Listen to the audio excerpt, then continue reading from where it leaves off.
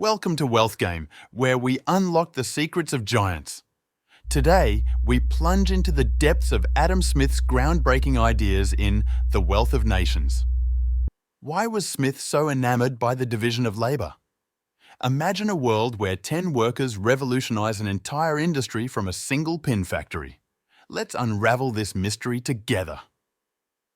Before we dive deeper into the video, if you haven't subscribed to our channel yet, please make sure to subscribe now. Adam Smith's theory of growth.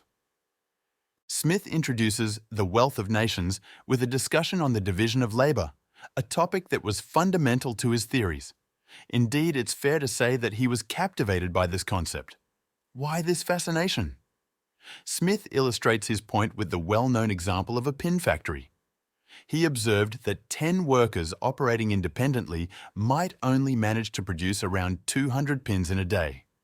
However, when applying the division of labor in a contemporary setting for his time, one person drawing the wire, another straightening it, a third cutting it, among other specialized roles, all aided by machinery, the productivity could astonishingly increase. The same 10 workers could now produce 48,000 pins in a single day. It's hardly surprising that Smith was so taken by the division of labor, seeing productivity increase more than 200-fold. This is why Smith believed that enhancing the division of labor was crucial for fostering economic growth. Let's delve deeper into this concept. Why does the division of labor boost productivity? Smith offers 3 key reasons. Firstly, there is a significant time saving as workers no longer need to switch between multiple tasks. This also reduces setup costs, though Smith viewed this as a lesser benefit. Secondly, specialization enhances skill and knowledge. As workers focus on a specific task, they not only become more proficient, but also discover the most effective techniques for that task. This deepening expertise, or what we might call learning by doing, allows workers to perfect their craft through continuous practice. Thirdly, and perhaps most critical, is the innovation in machinery. Specialized workers often think of ways to simplify their tasks, leading to inventions that can decrease the amount of labor required. These innovations are crucial not only at the individual level, but also contribute to the technological advancements across industries. This cross-industrial division of labor leads to industries dedicated to developing and improving machinery, which in turn enhances the productivity of those using the machines. Smith encapsulates this idea with a quote about the progression of society, where he likens research and development, R&D, to other professions that become specialized over time. Each specialist advances knowledge in their field, leading to overall more effective and abundant scientific progress. In our textbook, Modern Principles, Tyler and I expand on this by discussing medical specialization. Today's medical field doesn't just consist of general doctors. It includes specialists for almost every part of the human body, from podiatrists and cardiologists to oncologists and neurosurgeons. Each specialist focuses on a narrow area of expertise, enhancing both the quality and quantity of medical care available. This approach significantly enhances the total sum of human knowledge, far beyond what any single mind can hold. By distributing tasks and specializing, we harness our collective intellectual capabilities more effectively, amplifying the amount of knowledge in practical use. But what enables the division of labor? It's the ability to trade. A shoemaker, for instance, will only specialize in making shoes if he can exchange them for the necessities of life like shelter, clothing, and food. Therefore, to promote the division of labor, we must also expand trade. So, how do we make trade more accessible and extensive?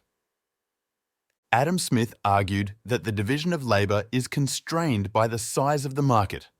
Larger markets provide more incentive to specialize.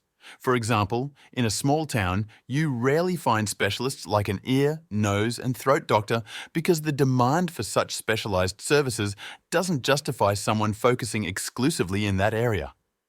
Consequently, in smaller markets, there's less specialization and fewer advancements in specific fields of knowledge.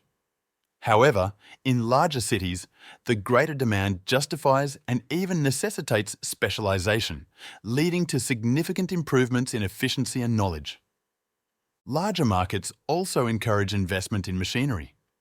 If a business is only producing a small quantity of goods, such as a few hundred pins or loaves of bread, it doesn't make economic sense to invest in a factory. But if the production scale increases to thousands, investing in specialized equipment becomes viable and can drastically increase productivity and reduce the cost per unit. What factors contribute to creating larger markets? Smith suggested several, including trust, effective governance, free trade, geographical advantages like proximity to coastlines and urban centres, and a system of natural liberty. We will explore each of these factors to understand how they facilitate the expansion of trade and, consequently, the division of labour. Another key factor in boosting trade and the division of labour is capital accumulation. Delving deeper into larger markets, trust emerges as a critical element. Without mutual trust, trade between parties is unlikely. This trust is partly cultural and plays a foundational role in enabling trade. Adam Smith explores this further in The Theory of Moral Sentiments, questioning how goodwill, trust, and peace can be fostered among individuals. Justice also plays a vital role, with government intervention being crucial here. Smith argues that commerce and manufacturing thrive only in states where there is a certain degree of confidence in government justice. By justice, he refers to the protection of property rights from both government interference and foreign threats, the enforcement of contracts, and the adherence to the rule of law, which includes avoiding arbitrary taxation and confiscation of property. Smith encapsulates his thoughts by stating that little more than peace, easy taxes, and fair administration of justice are needed to elevate a state from the depths of barbarism to the heights of prosperity, with all else following naturally. An ardent advocate for free trade and a critic of mercantilism, Smith condemned protectionist measures like cartels, tariffs, and subsidies. He believed that true industrial strength and merchant wealth in any nation come from granting complete trading freedom to all nations. Why did he hold this view? It centres again on the division of labour. With international specialization, the division of labour expands. Incentives for investing in research and development increase. Learning by doing enhances and productivity improvements follow, leading to reduced costs, increased wealth, and overall prosperity. Smith's insights extended beyond economic theory to economic history, supporting his theories with historical evidence. He observed that civilizations typically began in areas with strategic advantages like seacoasts and navigable rivers, which facilitated trade and the resultant division of labour. Adam Smith posited that the accessibility of waterways significantly reduces the cost of transporting goods compared to land transport. Consequently, industries tend to flourish along seacoasts and riverbanks where transportation is easier, leading to potentially larger markets. These expanded markets foster specialization, which in turn drives the development of knowledge, investment in machinery, and research and development. This cycle leads to reduced costs and the rise of civilizations in areas where trade is more feasible, showcasing a dynamic theory of growth. Smith also highlights the importance of trust, as explored in The Theory of Moral Sentiments. Trust is foundational for trade. Without it, economic interactions falter. Trust is underpinned by a just government that ensures the security of property, peace, and the enforcement of contracts, which are essential for a thriving commerce. Liberty is crucial too, as it permits individuals to act in their self-interest, which Smith argues naturally leads to societal benefits. This is the essence of his invisible hand theory. Smith asserts that an individual's effort to improve their own condition is a powerful force capable of driving societal wealth and overcoming numerous bureaucratic impediments. Capital accumulation is another vital component. It enables the division of labour by providing the funds necessary to employ labour and purchase machinery. This investment results in greater productivity, which increases savings, further fueling the cycle of specialization and technological advancement. In summary, Smith's theory suggests that increases in productivity stem from a greater division of labor and specialization, enhanced by learning by doing and technological investment.